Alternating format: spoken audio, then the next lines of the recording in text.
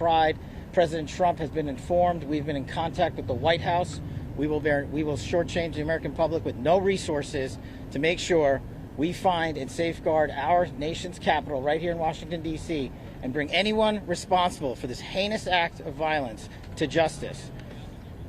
I would lastly like to add to the American public and the world, please send your prayers to those brave warriors who are in critical condition and their families. They are here serving our country. They are here protecting everyday Americans and citizens around the world in our nation's capital. They are the heroes of this day, and we must remember them on this day and every day, and their families and the sacrifice they have made. I will now turn it over to Chief Carroll of the Metropolitan Police Department. Thank you. Good afternoon, everyone. My name is Jeff Carroll. I'm the Executive Assistant Chief here at the Metropolitan Police Department. At approximately 2:15 this afternoon, members of the DC National Guard were on high visibility patrols in the area of 17th and I Street Northwest when a suspect came around the corner, raised his arm with a firearm, and discharged it at the National Guard members. The National Guard members, there were other members that were in the area. They were able to, after some back and forth, able to subdue the individual and bring him into custody. Within moments, members of law enforcement in the area were also able to assist and bring that individual into custody. At this time, as the director mentioned, the National Guard members are being treated at a local hospital. DC Fire and EMS responded to the scene to provide first aid for those individuals and transport them to a local hospital. The suspect in this case was also transported for treatment at a local hospital. Madam Mayor? Thank you. I'm Muriel Bowser. I'm the mayor of Washington, D.C., and I, too, want to send my thoughts and prayers to the families of the guardsmen and to the guardsmen who are in critical condition in a local hospital. I am joined by members and leadership from the DC National Guard, from the West Virginia National Guard, United States Secret Service, Deputy Mayor Pia, Fire Chief Donnelly, and Metro's General Manager Randy Clark. And we join with the FBI Director in ensuring that MPD investigates, the U.S. Attorney prosecutes this case to the fullest extent of the law.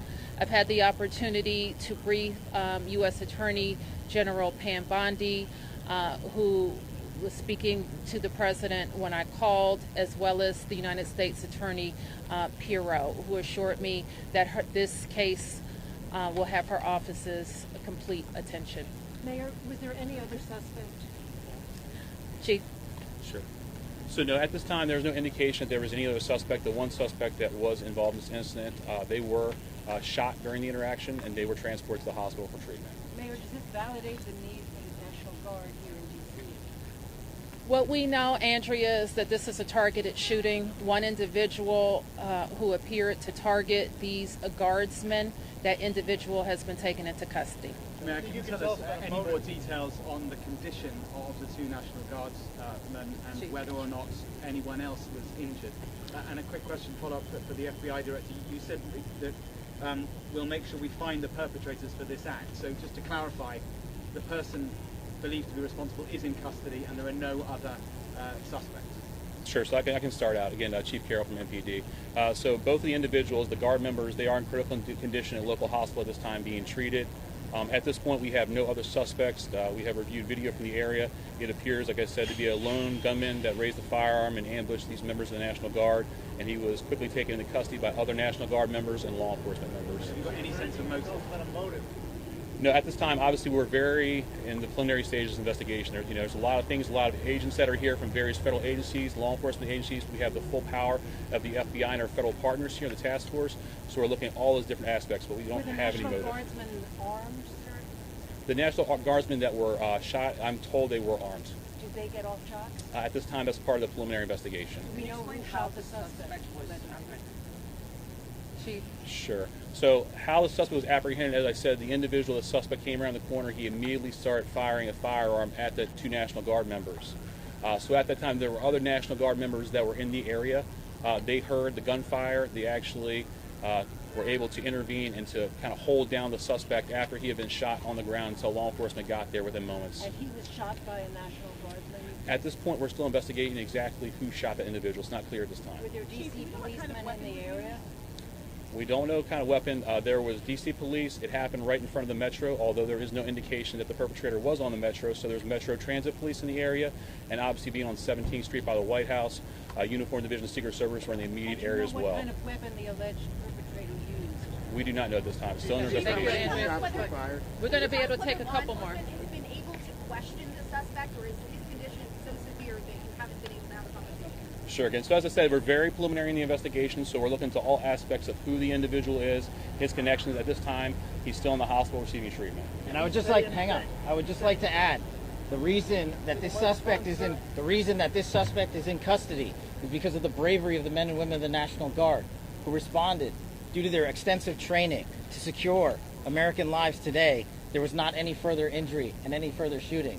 We should highlight the fact that the men and women of law enforcement, the interagency, the Department of War, and the National Guard executed their training with great precision today and prevented an even greater tragedy from befalling us. These National Guardsmen are heroes, and we must pray for their safety and their speedy recovery. And as the chief said, we are in the preliminary stages of this investigation. We will run down every single lead, every piece of evidence.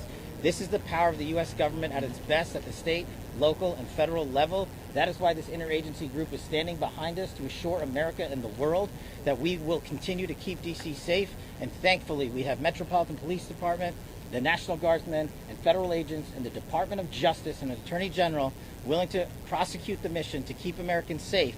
And President Trump has rightly stated that this heinous act will be investigated, and he has thanked the National Guardsmen and women and the men and women of law enforcement. Thank you. Did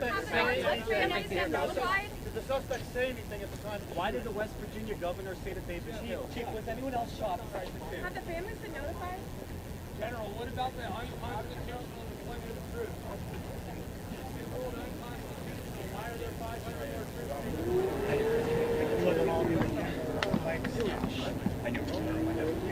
I'll take it. Thank you. Sorry. No, it's all good.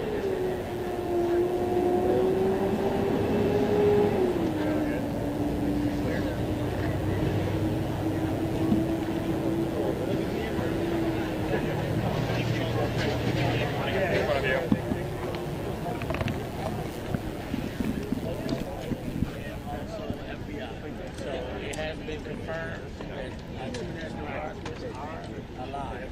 They are in condition. I'm sorry. I know you're good here. And he was also shot.